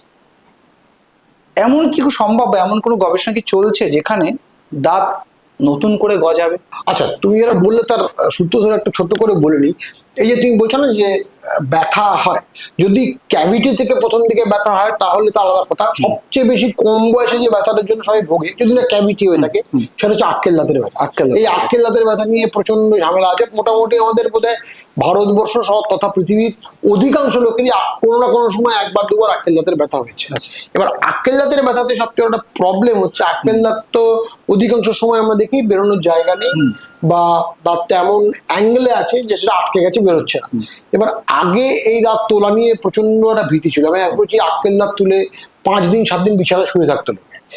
এখন কিন্তু ব্যাপারটা এরকম নেই। মানে তোমার এই ভিডিওটা যারা দেখছে, আমরা এখন আল্ট্রাসনিক বোন সার্জারি বা পিজো সার্জারি বলে একটা সার্জারি করি, যেটাতে কিন্তু এই তোলাটা আগে যে ভীষণ তোলার পরে মানে মুখ টুক ফুলে যেত, সে মুখ হা করতে পারতো না, ভীষণ কষ্ট হতো, এই জিনিসটা কিন্তু অনেক কমে গেছে। আগে যদি 100-তে 95 হতো, এখন সেটা 10-এ নেমে এসছে, কারণ আমরা এই আল্ট্রাসনিক বা সার্জারিটা ইউজ করতে পারছি, আমাদের ইনস্টিটিউটে রেগুলার বেসিস ইউজ হয়। আমাদের কাছে প্রচুর লোক সারা পশ্চিমবঙ্গ থেকে আসে এই সার্জারিটা করানোর জন্য, আল্ট্রাসনিক বা প্রিজো সার্জারি, যাতে আজকাল কস্ট নর্মাল আজকাল থেকে একটু বেশি, হয়তো 20-25% বেশি, কিন্তু কমফোর্ট লেভেলটা একদম বেশি। মানে যেরকম আগেকার দিনে গলব্লাডার করতে হলে পেটটা পুরো কাটতে হতো, এখন ল্যাপারোস্কোপিক 3টে ফুটো করে ছোট্ট করা যায়, এরকম আল্ট্রাসনিকও একদম প্রিসাইজ কাট করে অল্প হাড় কেটে, এবং সেটাও ভীষণ মানে কম ব্যথা দিয়ে, কম কষ্ট দিয়ে করা যায়। অতএব সেটা তুই তোলার কথা বললাম। এবার তুমি যেটা বলছো যে এখন যেটা বিজ্ঞান রিপ্লেসমেন্টের যে স্ট্র্যাটেজি আমাদের মোস্টলি ফিক্সড করতে গেলে ব্রিজ বা ইমপ্লান্ট করতে হয়। তবে ব্রিজ আর ইমপ্লান্ট, সত্যি কথা ব্রিজ আর ইমপ্লান্টটা তো সত্যিকার দাঁতটা গজিয়ে ওঠে না, আমরা দাঁতের মতো কিছু একটা লাগাই। তুমি যেটা বলছিলে এটা কিন্তু আমাদের কাছে অত্যন্ত একটা সুখবর যে স্টেম সেল রিসার্চ কিন্তু মোটামুটি এখন দুটো দেশে, একটা ইংল্যান্ডে আর একটা জাপানে, দুটো স্টাডি অলরেডি ফেজ 3 ট্রায়াল ঢুকে গেছে, যেখানে আমরা এক্সপেক্ট করছি 2030-এর পর থেকে আমরা স্টেম সেল দিয়ে দাঁত তৈরি করতে পারবো, নতুন দাঁত গজাবে, একদম নতুন দাঁত গজাবে। যেরকম বাচ্চাদের নতুন দাঁত তৈরি হয়ে হাড়ের ভেতর থেকে, মাড়ির ভেতর থেকে বেরিয়ে আসে, সেরকম করা যাবে। আমাদের ফেজ 3 ট্রায়াল চলছে এবং 2030-এর পর থেকে আমরা আশা করছি সেই জিনিসটা চলে আসবে। সেই জন্য দাঁত রিপ্লেসমেন্টের ক্ষেত্রে, যেখানে দাঁত নেই সেখানে দাঁত রিপ্লেসমেন্টের ক্ষেত্রে একটা সম্পূর্ণ যুগান্তকারী একটা আবিষ্কার বলা যেতে পারে। যে তোমরা আবিষ্কার নিয়ে কথা বলছো আর বিজ্ঞান নিয়ে কথা বলছো, তো একটা বিষয় না তুললেই নয়, সেটা হচ্ছে এআই। এআই এর মাধ্যমে কি দাঁতের চিকিৎসার কোনো ডেভেলপ? এখন তো প্রচন্ড রকম এআই খুব ইউজ হচ্ছে। এখন হাসিটা কিরকম হবে সেটা আমরা এআই দিয়ে জেনারেট করতে পারি। একটা জায়গায় কোথাও হাড় ক্ষয়ে গেছে, সেখানে সার্জারিতে কতটা হাড় লাগবে সেটা আমরা এআই দিয়ে বুঝতে পারি। ইভেন এই যে দাঁতের মাপ নেওয়াগুলো, যেগুলো আগে নর্মালি মাপ নিতে হতো, সেগুলো এখন সবচেয়ে বড় কথা এআই না, আমাদের এখন অনেক অসুখ ফিউচারে কিরকম হবে সেটা প্রেডিক্ট করতে পারছে। ঠিক আছে, অতএব আগে থেকে সাবধান করা যেতে পারে, বেসিক্যালি এআই এর মাধ্যমে আমি সাবধান হতে পারি। তাই নয়, মানে একজন পেশেন্টের দাঁত ভেঙে গেছে, সেই দাঁতটা কিভাবে তৈরি হবে, কিভাবে তৈরি হলে তাকে দেখতে কেমন লাগবে, সমস্ত কিছু এআই প্রেডিক্ট করতে পারে। তিনি দেখে নিতে পারেন যে আমাকে এরকম দেখাচ্ছে। অতএব এআই কিন্তু সম্পূর্ণ এখন ডেন্টিস্টে ব্যবহার হচ্ছে এবং বহুলভাবে প্রচার, এবং আশা করা যাচ্ছে আগামী 2-3 বছর এআই একটা ডেন্টিস্টের একটা বিশাল বড় অংশ এআই দিয়েই করা হবে। আমরা এআই যুগ থেকে এবার আদিম যুগে চলে যাই। আদিম যুগে মানুষ বেসিক্যালি মাংস চিবিয়ে খেত, কাঁচা মাংস, শক্ত ফল, তখন তো আর সেদ্ধ করার অপশন ছিল না। কিন্তু তখনকার পর থেকে যদি আমরা মানে মধ্যযুগটাকে ভাবি, সেই ক্ষেত্রে কিন্তু তখনকার মানুষ, মানে যারা এখনো যদি দেখা যায় যে বৃদ্ধ বয়স যদি কারো বাড়িতে থাকে, বয়স্ক মানুষ যদি থাকে, তাদের তো এখন অনেক সময় স্ট্রং আছে, আমাদের ইয়াং জেনারেশনের থেকে অনেক বেশি গুণ স্ট্রং থাকে। কিন্তু এখনকার সময় যদি আমরা জাস্ট একটা শক্ত কিছু খেতে যাই, তাতেই আমাদের দাঁতে মানে প্রবলেম শুরু হয়ে যায়। এই পরিবর্তনটা কেন স্যার? পরিবর্তনটার একটা বড় কারণ হচ্ছে আমাদের ফুড হ্যাবিট চেঞ্জ হয়ে গেছে। আমরা অনেক রিফাইন্ড খাবার খাচ্ছি, ঠিক, ফাইবার খাওয়ার পরিমাণ কমেছে, প্রসেসড ফুড, ফাস্ট ফুড বেশি খাচ্ছি, পাস্তা, নুডলস, আমাদের বাইরে খাওয়ার প্রবণতা। আমার বাবা মাকে, হয়তো তোমার বাবা মাকে এখন নিজের রেস্টুরেন্টে করে না, আমরা এখন রেগুলার বেসিসে বাইরে রেস্টুরেন্টে খাওয়া হচ্ছে। আরো বড় কথা হচ্ছে এই সমস্ত ডেলিভারি অ্যাপ গুলো আসাতে রেস্টুরেন্টের খাবার বাড়িতে চলে আসছে, আমাকে রেস্টুরেন্টে যেতে হচ্ছে। ফলে আমাদের খাদ্যাভ্যাস থেকে শুরু করে জীবনশৈলী থেকে শুরু করে চিন্তা ভাবনা থেকে শুরু করে আমরা এখন জীবনের একটা প্রত্যেক দিনের একটা বড় অংশ মোবাইল ফোন দেখে কাটাই। অতএব যে সমস্ত হেলদি প্র্যাকটিস গুলো আগে করার আমাদের সময় ছিল, সেগুলো আস্তে আস্তে কমে আসছে। অতএব আগেকার দিনে দাঁতের যে স্ট্রেংথ, সারা শরীরেরই, শুধু দাঁত কেন, সারা শরীরেরই যে স্ট্রেংথ, সেটা এখন আর নেই। দেখবে আগে কজনকে তুমি দেখেছো যে খুব ওবিস, মোটা ছিল, এখন কম বয়সে দুমদাম লোকে হার্ট অ্যাটাক হয়ে যাচ্ছে, প্রচন্ড মোটা, লিভারের প্রবলেম হচ্ছে, কিডনির প্রবলেম হচ্ছে। এগুলো কিন্তু আগে হয়তো হলেও ডিটেকশন কম হতো, কিন্তু এটাও ঠিক আগেকার দিনে এগুলো হতেও কম।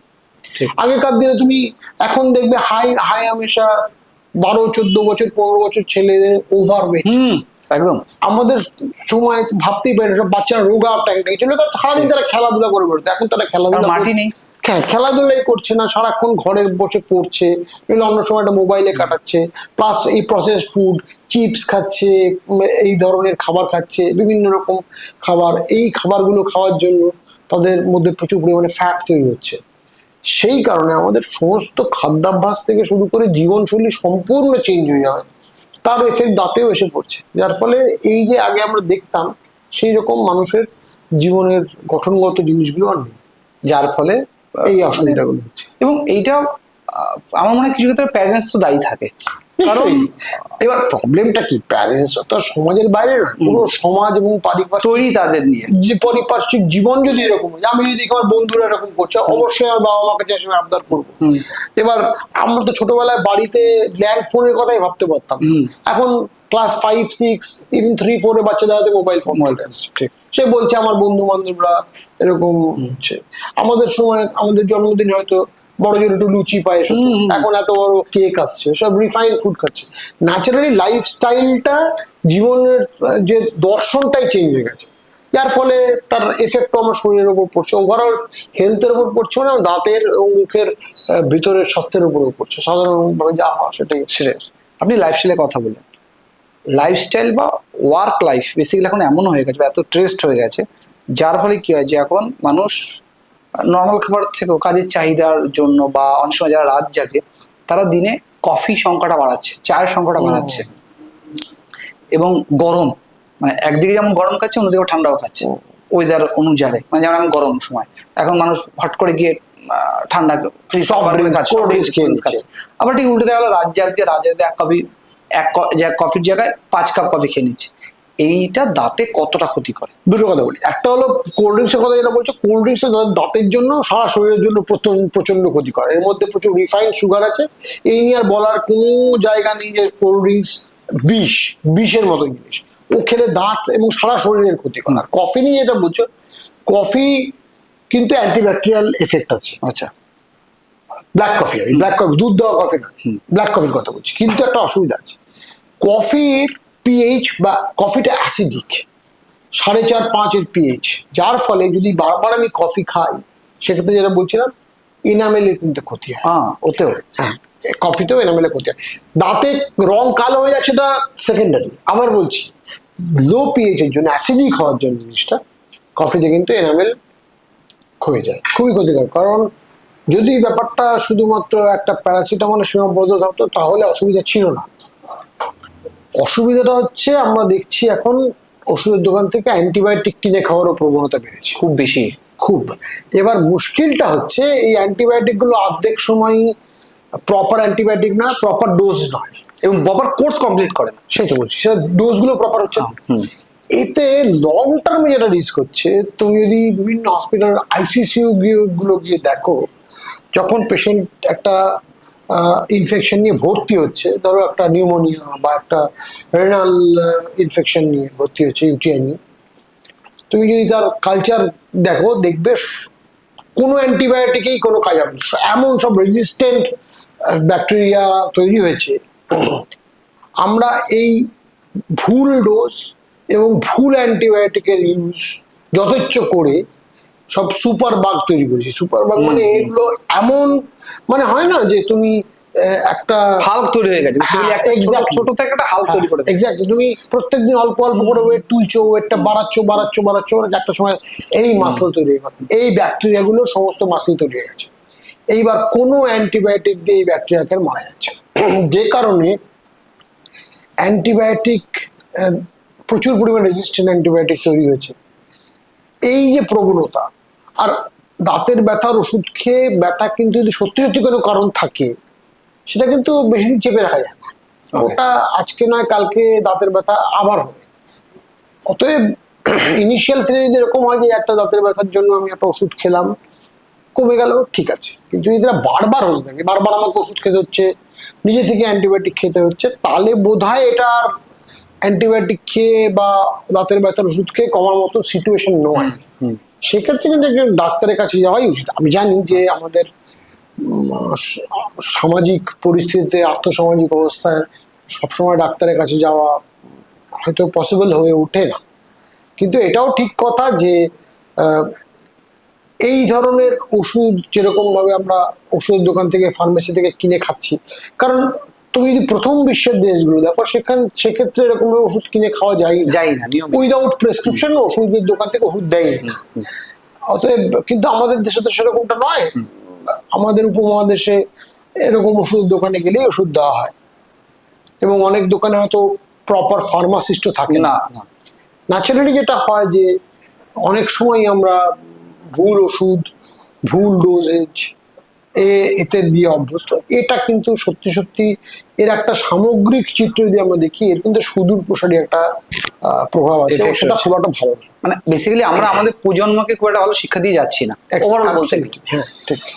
যখনই প্রজন্মর কথা আসছে তখন বেসিক্যালি আমাদের বাড়ির সন্তানদের কথা আসে। দেখা যায় বেসিক্যালি বাচ্চাদের ক্ষেত্রে, আপনি আমাকে কারেকশন করবেন, ভুল হতে পারি, যে বাচ্চাদের ক্ষেত্রে রাতে ঘুমানোর সময় দাঁত দাঁত আওয়াজ হয় একটা। না বাচ্চাদের কেন, বড়দের হয়। আচ্ছা, তো এইটা হওয়ার কারণ কি, এবং এটা কি কোনো ক্ষতিকারক কোনো প্রসেস? হ্যাঁ, এই যে নাইট গ্রাইন্ডিং বা একটা অসুখ আছে তার নাম ব্রাক্সিজম। আচ্ছা, এগুলো খুব ক্ষতিকর, এবং এগুলো হওয়ার কারণ জিজ্ঞেস করছিলে, এগুলো কিন্তু পুরোপুরি দাঁতের থেকে নয়, এটা একটা নিউরোমাসকুলার ডিসঅর্ডার, এটা কিন্তু ব্রেন থেকে হয়। অতএব এটা শুধুমাত্র দাঁতের কারেকশন করে ঠিক হবে না, দাঁতের কারেকশন করতে হবে, কারণ এগুলো থেকে এরকম সিচুয়েশন দেখেছি দাঁত ঘষে একদম ছোট হয়ে গেছে। এর কি কোনো বয়স এজ আছে? না, এর বয়স নেই। এটা না ডিপেন্ড করে, এটা যে শুধুমাত্র স্ট্রেস হলেই হবে সেরকম অনেক পেশেন্টকে দেখেছি গৃহবধূ, খুব একটা স্ট্রেস লেভেল নেই অ্যাজ সাচ, কিন্তু হচ্ছে। আচ্ছা, এই ফায়ারিং গুলো ব্রেন থেকে কেন হচ্ছে, কারণ এগুলো তো স্নায়ুতন্ত্রের ব্যাপার, সেটা সবসময় ধরা যায় না।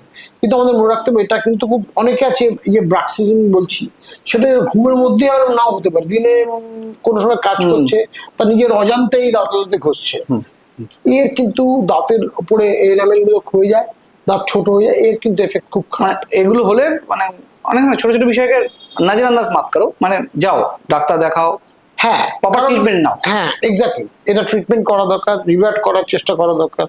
আচ্ছা, আরো যেন ক্ষতি না হয় সেটা দেখা দরকার, মানে আগে থেকে সাবধান হওয়া দরকার। এর সাথে আরেকটা জিনিস থাকে, অনেকে দেখা যায় নখ দাঁত থেকে কাটছে। হ্যাঁ, এটা আমাদের একজন মহান ক্রিকেটার সৌরভ গাঙ্গুলিরও দেখা গেছে মাঠের মধ্যে, মানে দাঁত কাটা টেনশন না অনেকে যেটা হয় স্ট্রেস হলে হয়, কিন্তু অনেক কাছে হ্যাবিচুয়াল স্ট্রেস ছাড়াও এমনি কথা বলছে পরে কাটছে। এটা কতটা ক্ষতিকারক? এটা তো ক্ষতিকারক বটে, কারণ আমাদের নখ সবসময় তো আমরা হাত ধুতে পারি না, কিন্তু নখের মধ্যে বিভিন্ন রকম জীবাণু থাকে, সেটা আমার দাঁতের থ্রুতে, আমাদের স্যালাইভা বা লালার থ্রুতে পেটে যাচ্ছে, এটা তো ক্ষতিকর। সেকেন্ড হচ্ছে এই সিচুয়েশন গুলো যেটা হয় বারবার নখ কাটলে, স্পেশালি সামনে দাঁতে এরকম নচের মতন হয়ে যায়, সেটাও তো ক্ষতিকর তো বটে। এগুলো দিয়ে সাবধান হওয়া ভালো। নিশ্চয়ই। এরকম আরেকটা অভ্যাস আছে মানুষের, যেটা হচ্ছে একটু ভারী মানে ভারী খাবার খেলে, মাংস বা আদার্স আঁশ জাতীয় কিছু খাবার খেলে অনেক সময় দাঁতে লেগে যায়। দেন মানুষ টুথপিক বা কাঠি কিছু পেলো, দাঁত খোঁচানো শুরু করে দিল। এটার ফলে কি হতে পারে? আচ্ছা, এরকম যদি হয় যে দাঁতের ফাঁকে বারবার খাবার আটকে যাচ্ছে, সেক্ষেত্রে আমি যেটা বলবো যে যদি দাঁত পরিষ্কারই করতে হয়, তার জন্য কিন্তু এই যে কোনো কাঠি, সেফটি পিন বা কাগজ ভাঁজ করে বা টুথপিক, এগুলো ঠিক আইডিয়াল না, কারণ যেগুলোকে আমরা টুথপিক বলি বাজারে পাওয়া যায়, এগুলো কিন্তু অরিজিনাল টুথপিক নয়। অরিজিনাল টুথপিক ভারতবর্ষে খুব একটা বেশি পাওয়া যায় না। তো এই দাঁতগুলো পরিষ্কার করার জন্য দুটো দাঁতের ফাঁকে একটা আমাদের মনে রাখতে হবে, এটা যদি প্রবলেমটা সারা মুখ জুড়ে হতে থাকে, সেক্ষেত্রে কিন্তু দাঁতের ডাক্তারকে দেখাতে হবে। এছাড়া পরিষ্কার করার জন্য ফ্লস বলে একটা জিনিস আছে, সেটা সুতোর মতন আঙুলে যদি করা যায়, বা এখন হ্যান্ডেলের মধ্যেও ফ্লস পাওয়া যাচ্ছে। আর গ্যাপটা যদি বড় হয়, তার জন্য একটা ছোট ধরনের ব্রাশ পাওয়া যায়, ইন্টারডেন্টাল ব্রাশ বলে। সেই ব্রাশটা ওই বাচ্চাদের যেরকম বোতল পরিষ্কার করার ব্রাশ, ওটারই ছোট একটা ফর্ম। আচ্ছা, ওটা দিয়ে দাঁতের ফাঁক পরিষ্কার হয়। মানে এগুলো খুব জেন্টল, মাড়িতে কোনো ক্ষতি হয় না। কিন্তু টুথপিক বা ওই জাতীয় জিনিস দিয়ে একবার দুবার হয়তো করে ফেললাম, কিন্তু এটা দিয়ে রেগুলার বেসিসে করলে কিন্তু মাড়িতে খোঁচা লেগে ইনফেকশন হওয়ার চান্সেস থেকে যাবে। এটা দিয়ে কিন্তু একদম করা যাবে না। টুথপিক, সেফটি পিন বা কোনো রকম কাগজ বা বিভিন্ন রকম আর্টিকেল যেগুলো দিয়ে খাবার, এগুলো বেশ অধিকাংশ সময় স্টেরিলাইজ থাকে না, কোনো একটা খোঁচা লেগে গেলে মাড়িতে ইনফেকশন হয়ে যাবে। মিষ্টি আর বাঙালি জন্মান্তরের সম্পর্ক স্যার। খাবার সময় মিষ্টি, পাতে মিষ্টি বা খেয়ে উঠে মিষ্টি, মানে এটা 100টা ফ্যামিলির মধ্যে 80 থেকে 70টা ফ্যামিলিতে থাকেই থাকে। কিন্তু সব থেকে বাজে যে বিষয়টা, সেটা হচ্ছে খাবার পরে যখন মিষ্টিটা খাওয়ায় তারপর ব্রাশ করা হয়, তার ফলে কি কি ক্ষতি হতে পারে? প্রবলেমটা হচ্ছে মিষ্টি খেলে, প্রথম কথা তো মিষ্টি খাওয়া, ছোটবেলা আমরা শুনতাম মিষ্টি খেলে ক্রিমি হয়, মিষ্টি খেলে দাঁতে ক্যাভিটি হয়, এগুলো কোনো টাকা মিষ্টির মধ্যে তো এগুলো থাকে না। কিন্তু প্রবলেমটা হচ্ছে দাঁতে যদি আমি মিষ্টিটা খাই, তারপরে এগুলো তো স্টিকি সুগার, দাঁতের উপরে লেয়ারটা লেগে থাকে। এবার যেটা হয়, আমি তারপরে দাঁতটা পরিষ্কার না করি বা বেজে না ফেলি, অসুবিধা হলো মিষ্টিটা থেকে ওই সাবস্ট্রেটটা থেকে অ্যাসিড তৈরি হবে, ব্যাকটেরিয়া তার উপরে ফার্মেন্টেশন করবে, করে ল্যাকটিক অ্যাসিড তৈরি করবে। এইটা যদি হয় তাহলে কিন্তু এবার ব্যাকটেরিয়ার দাঁতটা ফুটো করে ভেতরে ঢোকার সুযোগটা ভালো বেড়ে গেল, দিয়ে পোকা হবে বেসিক্যালি। অতএব আমাদের মনে রাখতে হবে, মিষ্টি যদি আমার খেতে হয়, অবশ্যই মিষ্টি আমাকে রেস্ট্রিক্ট করতে হবে, সেটা শরীরের অন্য কারণের জন্য, ঠিক আছে? ব্লাড সুগারের জন্য, ইনসুলিন রেজিস্ট্যান্স বেড়ে যায়, মিষ্টি থেকে ফ্যাট হয়। আমরা এখন জানি যে যত অ্যাবডোমিনাল ফ্যাট, মোটা যত হচ্ছে, সেটা ফ্যাটের থেকে কার্বোহাইড্রেট যার জন্য বেশি দেয়, সেটা তো একটা রিজন। দাঁতের জন্য কিন্তু মিষ্টি খেলেই, এবং সেটা চটচটে যদি, মানে চকলেট, তুমি নর্মাল মিষ্টি বলছো, চকলেট বা এই ধরনের যেগুলো স্টিকি দাঁতের গায়ে লেগে থাকতে পারে, এইরকম হলে কিন্তু আমাদের প্রত্যেকবার তারপরেই মিষ্টি খাওয়ার পরেই দাঁতটা মেজে নিতে হবে, অ্যাটলিস্ট না পারলে কুলকুচি করে হাত দিয়ে দাঁতের উপরে যেন এটা লেগে না থাকে সেটা অ্যাসিওর করতে হবে। কুলকুচির কথা যখন উঠলো, বা খাওয়ার পরে যখন আপনি ব্রাশ কথা বললেন, খাওয়ার পরে বা আমরা খুব কম ফ্যামিলিতে বা খুব কম মানুষের যারা প্রপারলি জিভকে ক্লিন করে, এই জিভকে ক্লিন করাটা কতটা খুব দরকার। মানে এটা ছোটবেলা আমরা দেখতাম যে সবাই জিভ ছোড়া দিয়ে জিভ পরিষ্কার করতো, এটা কিন্তু একদম সাইন্টিফিক্যালিও কারেক্ট। কারণ অ্যাটলিস্ট যদি ব্রাশের মতো রোজ দিন না পারি, সপ্তাহে 2 দিন বা 3 দিন করতে পারলে খুব ভালো হয়। জিভটা পরিষ্কার করা দরকার, কারণ আমাদের মনে রাখতে হবে আমাদের মুখের মধ্যে যত ব্যাকটেরিয়া আছে তার একটা খুব বড় সংখ্যা, বড় শতকরা হিসেবে একটা অনেকটা সংখ্যার ব্যাকটেরিয়া জিভে থাকে। আচ্ছা, অতএব সেটা পরিষ্কার করা খুব ইম্পর্টেন্ট, কারণ আমরা দাঁত মাড়ি পরিষ্কার রাখছি, জিভে যদি ব্যাকটেরিয়াগুলো থেকে যায় সেখান থেকে কিন্তু ক্রস ইনফেকশন হয়, মানে আবার বিষয়টা একই জায়গায় ফিরে যায়। কারেক্ট। আচ্ছা, আইডিয়াল জিভ পরিষ্কার করার জিনিসটা কি হতে পারে? কারণ অনেক সময় দেখা যায় জিভ ছোলা হয়, ওটাই আইডিয়া, ওটা দিয়ে করা যেতে পারে। কিছু কিছু টুথব্রাশ আছে যার যেখানটায় দাঁড়াগুলো থাকে তার উল্টো দিকে এরকম ডট ডট ডট ডট রাবারের একটা প্যাড থাকে, যেটা দিয়ে করে, ওটা দিয়ে করা যেতে পারে। অতএব দুটোই অ্যাকসেপ্টেবল, সেটা নিয়ে কোনো প্রবলেম নেই, কিন্তু মনে রাখতে হবে যে আমার জিভটা পরিষ্কার করতে হবে। আচ্ছা, এটা হচ্ছে ইম্পর্টেন্ট। অনেক সময় দেখা যায় সকালবেলা যারা ব্রাশ করে, অনেকের মধ্যে দেখবেন মানে সেই হাত ঢুকে জিভটাকে এরকম ঘষে ঘষে ফেলে দেন একটা আওয়াজ করে বাকি যে নোংরাটা থাকে সেটা ফেলে, মানে মুখের যে জীবাণুটা থাকে সেটা ফেলে। এটা কি আইডিয়াল সকালবেলাতে? হাতে করলে এটা অসুবিধাটা সেটা হচ্ছে যে প্রবলেমটা হচ্ছে হাতের সারফেসটা যেহেতু সোজা, আমাদের খুব একটা স্মুথ সারফেস, সেটা দিয়ে করলে কিন্তু জিভের ক্লিনজিং খুব ভালো হয় না। একটা জিভ কপটাই বেরিয়ে আসে, বাকি আর কিছু মানে একটা জিভ ছোড়া তো খুবই কম দাম, 15-20 টাকা 25 টাকা দাম, বা ওই ধরনের ব্রাশ গুলো একই মধ্যে থাকে। অতএব সেটার মধ্যে যেহেতু একটু মিনিমাম রাফনেস আছে, সেটা দিয়ে জিভটা পরিষ্কার করাটা বেশি এফিশিয়েন্ট বলে মনে হয়। আমাদের একটা অভ্যাস আছে, যেহেতু আমরা এখন প্যাকেজিং ফুড বেশি খাই, আমার মনে হয় ম্যাক্সিমাম মানুষ এই অভ্যাসটা রয়েছে, সেটা হচ্ছে প্যাকেজিং ফুডটা কেনার পরে দাঁত দিয়ে ছেড়ে, হাত দিয়ে না পারলে দাঁত দিয়ে ছেড়ে বার করে।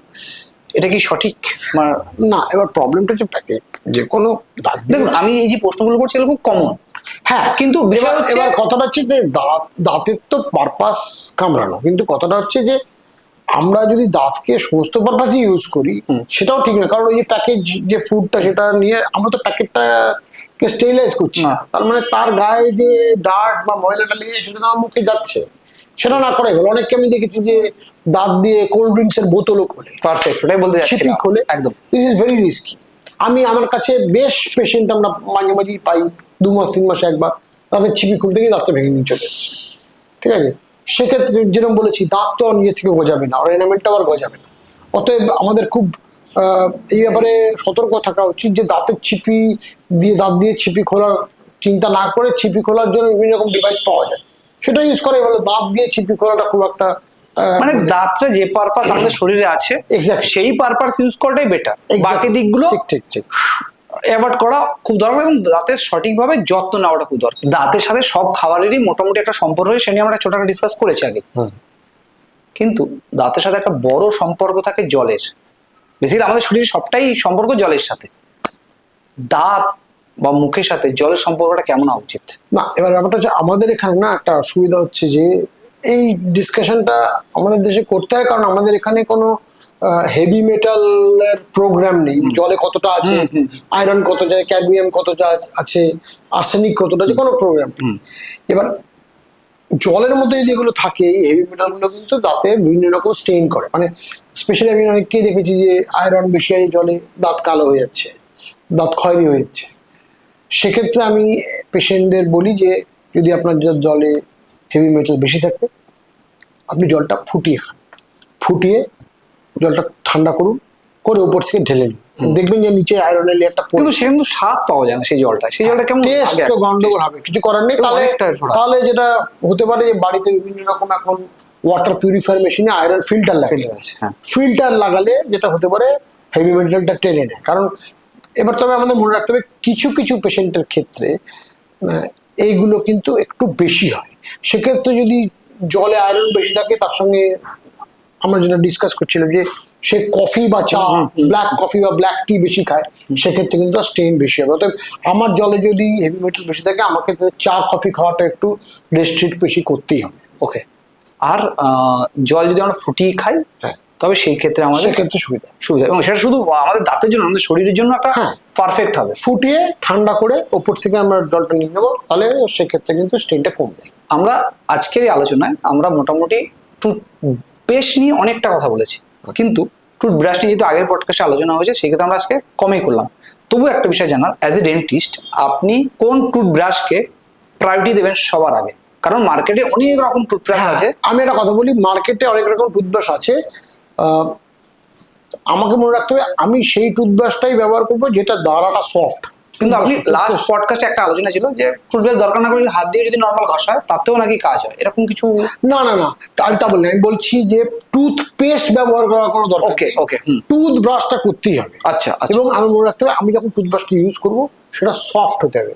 এইবার টুথব্রাশ করার কিছু টেকনিক আছে। হ্যাঁ, এই টেকনিকগুলি মডিফাইড বাস, বাচ্চাদের জন্য রোল, এরকম টেকনিক আছে। এবার আমি অনেক সময় দেখি আমার কাছে যারা রোগী হিসেবে আসেন, তাদের আমি ব্রাশিং শেখাই, তারপরেও তারা ব্রাশ করতে পারছেন না। এখন কিন্তু একটু সুবিধা হচ্ছে, এখন পাওয়ার ব্রাশ বলে একটা জিনিস পাওয়া যায়, সেটা ব্যাটারিতে চলে। সেটা কিছু করতে হয় না, ব্রাশটাকে একটা অ্যাঙ্গেলে ধরে সুইচটা টিপে নিজের থেকে ব্রাশ হয়ে যায়। ওই পাওয়ার ব্রাশগুলো সব সফট দাঁড়াতে আসে। অতএব আমাদের মনে রাখতে হবে আমি ম্যানুয়ালি করি বা পাওয়ার ব্রাশ ইউজ করি, ব্যাটারি দেওয়াই করি বা হাতে করে করি, ব্রাশটার 1 নম্বর ক্রাইটেরিয়া হচ্ছে ওটা সফট হতে হবে। ওকে, সফট ব্রাশই হতে হবে, ওটা কিন্তু কোনো হার্ড বা মিডিয়াম ব্রাশ চলবে না। যত সব পাওয়া যায়। হ্যাঁ, অনেকে আছে যে তারা একটু বেশি সেন্সিটিভ, তাদের ক্ষেত্রে সফটের থেকেও নরম, সেটাকে আল্ট্রা সফট বলে বা সুপার সফট বলে, এই ব্রাশগুলো চলতে পারে। আচ্ছা আচ্ছা, আরেকটা জিনিস, ব্রাশ কখন চেঞ্জ করবো এটা খুব ইম্পর্টেন্ট। একদম। অনেককে আমি দেখেছি আমার কাছে পেশেন্ট ব্রাশ নিয়ে আসেন, মোড়ক ঝুটির মতন এরকম হয়। এরকম ব্রাশ কিন্তু ব্যবহার করা যাবে না। এতে কিন্তু ব্রাশের এফিসিয়েন্সি যেটা হয়, যেটা ব্রাশ করলে যা পরিষ্কার হওয়ার কথা সেটা তো হবেই না, উল্টো মাড়িতে ক্ষত তৈরি হবে। অতএব বাইরের দিকে দুটো দাঁড়া 4টে-5টা রো থাকে, তো যখন 30 ডিগ্রি অ্যাঙ্গেল মতো বাঁকতে শুরু করবে তখন স্টপ করা উচিত, তখন ব্রাশটা চেঞ্জ করে নতুন ব্রাশ নিতে হবে। এই বেলাটা ইম্পর্টেন্ট কথা। সেটা হচ্ছে যদি আমি এরকম দেখতে থাকি যে 15 দিন 20 দিন অন্তর অন্তর 25 দিন অন্তর অন্তর আমার ব্রাশ এরকম ঝাঁটার মতো হয়ে যাচ্ছে, তার মানে আমার ব্রাশিং টেকনিকে গন্ডগোল আছে, ভুল আছে যথেষ্ট। তাহলে ইউটিউবে গিয়ে ওই মডিফাইড বাস যেরকম বললাম, বা কোন ডাক্তারবাবুর কাছে গিয়ে ব্রাশিং টেকনিক দেখুন। আপনি একটা সিম্পল ভাবে দেখিয়ে দিন না, ঘরোয়া পদ্ধতি যদি করতে চাই কিভাবে? কিছু নেই, ব্রাশটা উপরের ব্রাশটা যখন উপরের দিকে ব্রাশ করছি মাড়ির দিকে, নিচের দিকে ব্রাশ করছি মাড়ির দিকে, আমাদের দাঁড়াগুলো থাকবে না, দাঁড়াগুলো থাকবে। এইবার 45 ডিগ্রি কোণে আমি দাঁতের মাড়ির সঙ্গে অ্যাটাচ করবো। ব্রাশটার সাইডে যে ব্রাশের দাঁড়াগুলো আছে ওটা 2 থেকে 3 মিলিমিটার মাড়ির ভিতরে ঢুকবে, তারপরে একটা ভাইব্রেট করে আমি নিচের দিকে দেবো, নিচেরটা উপর দিকে দেবো। আচ্ছা, খুব স্পেশাল ডিফিকাল্ট। যেহেতু আপনি বললেন, আরেকটা কথা বলেন, ছোটবেলা থেকে আমরা হরিজন্টাল মেথডে ব্রাশ করতে অনেককে দেখি, স্ক্রাব এরকম ভাবে, এটা কিন্তু করা যাবে না। এটা করলে কিন্তু দাঁতের এনামেলটা কেটে বেরিয়ে চলে যাবে, আর ওই এনামেল ফিরবে না। বারবার বলছি, আমরা প্রোগ্রাম অনেকবার বলেছি, এনামেল গেলে সে এনামেল ফেরে না। অতএব আমি যদি অনেককে আমি দেখি এত জোরে ব্রাশ করেছেন, সব ব্রাশ করেছেন, যদি এত জোরে এবং এত ভুল টেকনিকে সকালবেলা ওটা ঘুষছেন এবং এই 2 মিনিট রেকমেন্ডেড ব্রাশিং টাইম, সেটা গল্প করতে করতে 7 মিনিট, 10 মিনিট, 15 সকালবেলা দেখছে 10 মিনিট। স্পেশালি যারা দাঁতন নিয়ে কথা বলছিল, যারা দাঁতন করে, চিবিয়ে চলেছে তারপরে ঘষেই চলেছে, 20-25 মিনিট ধরে করছে, এরা কিন্তু নিজেদের দাঁতের সমূহ ক্ষতি করছে। ব্রাশ করার আইডিয়াল টাইম কখন? ব্রাশ করার পরে দিনে 2 বার ব্রাশ করার কথা বলা হয়, সকালে একবার, রাতে একবার। এইবার যদি এরকম হয় যে আমি দিনে 2 বার ব্রাশ করতে পারছি না, ওকে, করতে পারলে তো খুব ভালো, সেক্ষেত্রে রাতে শোয়ার আগে ব্রাশ করাটা সবচেয়ে ভালো, রাদার দ্যান ব্রেকফাস্ট। ওকে, কেন? রাতে শোয়ার আগে যেটা অসুবিধা, রাতে তো আমরা শুয়ে পড়লে 7-8 ঘন্টা ঘুমোই, তখন মুখের মধ্যে কোনো মুভমেন্ট নেই, স্ট্যাগনেশন হয়, স্যালাইভেশন বা লালা কম বেরোয়, ব্যাকটেরিয়া অনেক বেশি গ্রোথ হয়। সেই জন্য সেই সময় যদি আমি পরিষ্কার করে শুই, ব্যাকটেরিয়ার লোডটা যদি কম থাকে, তাহলে রাত্রিবেলা এই গ্রোথটা কম হবে। বেসিক্যালি আপনি যে সাজেশনগুলো দিলেন তাতে দুটো জিনিস ক্লিয়ার। একটা হচ্ছে আমরা যদি স্বাস্থ্য নিয়ে ভাবি, সকালে প্রতিদিন ব্যায়াম করতে হবে, আর যদি আমরা দাঁতের যত্ন নিয়ে ভাবি তবে আমাদের দিনে 2 বার ব্রাশ করতে হবে, এবং যে যে বিষয়গুলো বলুন সেই জিনিসগুলোকে অ্যাভয়েড করা। যে পুরো পডকাস্টে যারা দেখলেন তারা বুঝতেই পারলেন যে স্যার কোন কোন বিষয়গুলোকে গাইড করতে বললেন বা কোন নিয়ম মেনে চলতে বললেন। তবে গিয়ে লং টার্ম, মানে আগে যেমন কি একজন 70-80 বছর বয়স্ক বৃদ্ধ বা বৃদ্ধাও কিন্তু স্ট্রংলি দাঁত ঠিক ছিল, যেটা এখন 30-40 বছর বয়সের জেনারেশনেও দাঁত অলরেডি 2টো দাঁত 3টে দাঁত থাকেই না। তো দাঁতের যত্ন নিন। আর স্যার এই দাঁতের যত্ন কিভাবে নেওয়া যায় খুব ভালোভাবে এবং সঠিক পদ্ধতিতে, বা দাঁত কিভাবে সুন্দর রাখা যায়? সেটা হচ্ছে যে আমরা একটা রুল খুব ফলো করতে বলি, সেটার নাম হচ্ছে 2-2-2 রুল, 2-2-2 রুল। এটা আমি একটা ইন্ডিয়ানাইজ ভার্সন বানিয়েছি, 2-2-1 রুল। 2-2-1-2 রুলটা কি? দিনে 2 বার ব্রাশ করবো, প্রত্যেকবার 2 মিনিট করে ব্রাশ করবো, 2-2, আর বছরে 2 বার ডেন্টিস্টের কাছে যাবো। আচ্ছা, এইবার ইন্ডিয়ান সাবকন্টিনেন্টে, ভারতবর্ষের মতন দেশে কিন্তু বছরে 2 বার করে সবসময় ডেন্টিস্টের কাছে যাওয়া পসিবল হয় না। সেজন্য আমি এটাকে বলি 2-2-1। দিনে 2 বার ব্রাশ করবো, 2 মিনিট করে প্রত্যেকবার ব্রাশ করবো, বছরে একবার ডেন্টিস্টের কাছে যাবো। তাহলে কাদের জন্য 2-2-2 রুল প্রযোজ্য? যদি আপনি সিগারেট খান রেগুলার বেসিসে, যদি আপনি ডায়াবেটিক হন, সেটা কন্ট্রোল হলো, যদি আপনার বাবা মার দাঁতের অসুখ থাকে, ফ্যামিলিতে দাঁতের অসুখ থাকে, এছাড়া আপনার মুখে প্রচুর ক্রাউন অ্যান্ড ব্রিজ আছে, যেগুলো দাঁত ফিক্স দাঁত রিপ্লেস করা হয়েছে, আপনার স্ট্রেস লেভেল খুব বেশি, আপনি নিয়মিত দাঁতের যত্ন খুব বেশি নিতে পারেন না, এইরকম সিচুয়েশনে কিন্তু আমি বলি 2-2-2 রুল অ্যাপ্লিকেবল। আদারওয়াইজ 2-2-1 বা 221, 2-2-1 এই রুল, 2 মিনিট করে ব্রাশ করবেন, 2 বার করে ব্রাশ করবেন, বছরে একবার ডেন্টিস্টের কাছে যাবেন। এইটা করলেই আপনার দাঁত এবং মাড়ি একদম ঝকঝকে তকতকে এবং সারা জীবন আপনাকে খুব ভালো সার্ভিস দেয়। একদম শেষ লগ্নে দাঁড়িয়ে একটা প্রশ্ন মনে মিস করে গেলাম, সেটা হচ্ছে আমরা হুক্কা নিয়ে কথা বললাম, আমরা স্মোকিং নিয়ে কথা বললাম, আমরা নানা রকম খাবার নিয়ে কথা বললাম, একটা জায়গায় মিস করে, সেটা হচ্ছে মদ বা অ্যালকোহল বা মদ দাঁতের কতটা ক্ষতি করে? আগে না এ বিষয়ে খুব একটা স্ট্রং গাইডলাইন ছিল যে অ্যালকোহল খুব একটা ক্ষতি করে না, অ্যালকোহলের ডিরেক্ট এফেক্ট নেই। কিন্তু কথাটা হচ্ছে দুটো দিক আছে। একটা হলো অ্যালকোহলের ডিরেক্ট এফেক্ট, অ্যালকোহল খেলে মুখে ড্রাইনেস হয়, তাতে মাড়ি ডোক হওয়ার পসিবিলিটি অবশ্যই বাড়ে। আরেকটা হচ্ছে যারা অ্যালকোহল খায়, দেখা গেছে তাদের একটা বিশাল সংখ্যক মানুষ অ্যালকোহলের সঙ্গে সিগারেটও খায়, এবং যখন অ্যালকোহল খায় তখনও সিগারেটটা একদম। এবার আমরা জানি অ্যালকোহলে যদি আমরা আগুন দিই ধপ করে জ্বলে, অতএব সিগারেটের ধোয়ার টেম্পারেচার যথেষ্ট বেশি। এবার মুখে অ্যালকোহল থাকা অবস্থায় যদি আমি সিগারেট নিই, সেক্ষেত্রে কিন্তু থার্মাল ড্যামেজ খুব বেশি হয়। অতএব অ্যালকোহল শরীরের জন্য যেরকম ক্ষতিকর, দাঁতের জন্য দাঁতের জন্য, মুখের জন্য যথেষ্ট রকম ক্ষতিকর। এবং অ্যালকোহলের ডিরেক্ট এফেক্টে আগে ওরাল ক্যান্সার নিয়ে খুব একটা স্টাডি ছিল না, কিন্তু এখন আস্তে আস্তে বেরোচ্ছে অ্যালকোহল ওরাল ক্যান্সারের একটা অন্যতম কারণ হতে পারে। থ্যাংক ইউ স্যার, এতটা সময় দিলেন এবং এত সুন্দর ডিসকাস করলেন, এবং যে প্রশ্নগুলো বাদ গেল বা অডিয়েন্স যে প্রশ্নগুলো করবে সেটা নিয়ে আরো একটা পডকাস্টের জন্য আমন্ত্রণ জানিয়ে রাখলাম। ভালো থাকবেন। Thank you sir.